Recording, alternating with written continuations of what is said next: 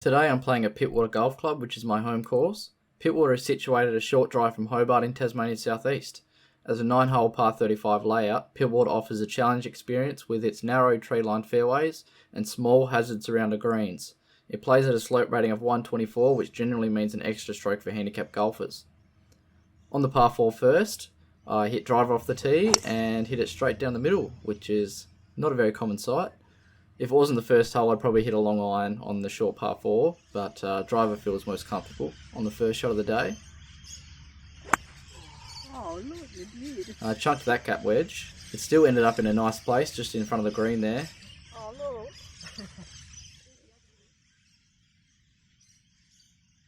Just a simple gap wedge chip here to about 5 feet.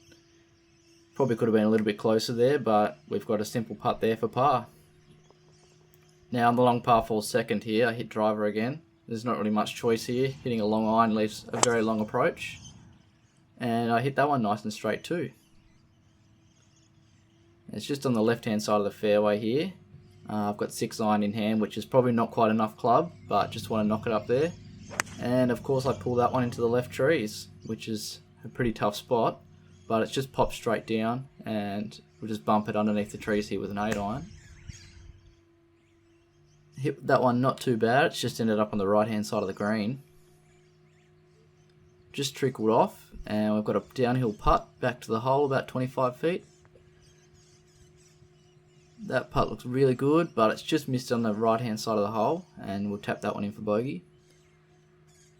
Just hitting a 4-iron off the tee here to get some positioning. Hitting driver here, you get quite a side hill lie if you don't carry it far enough. So 4-iron just to the top of the fairway there.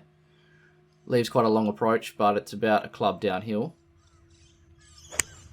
And again, I've just pulled that one a little bit to the left. It's just ended up underneath that tree there on the left hand side. I quite often find that spot. Didn't quite hit that chip well enough. Not quite what I was after. But it's on the green anyway, and we've got a long putt for par.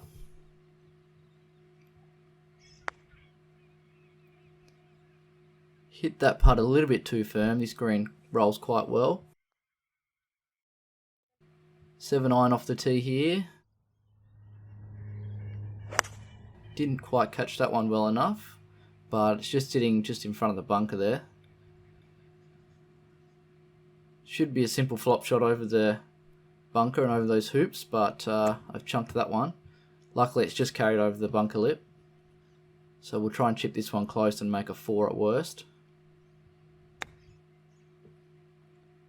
That should be a good enough chip. We'll knock that one in for bogey.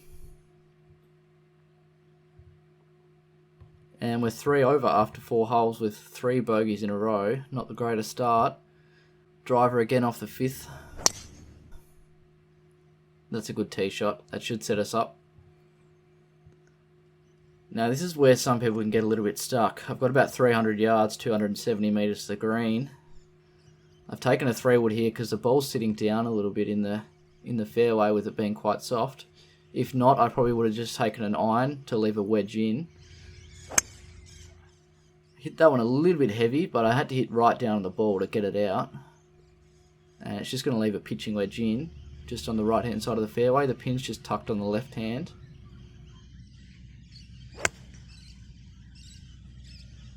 That's right on it. Oh, go in. Oh, going close. Oh, it's sitting right behind the hole. Look at that. Ended up right there. That's where it pitched. It must have only just missed the hole.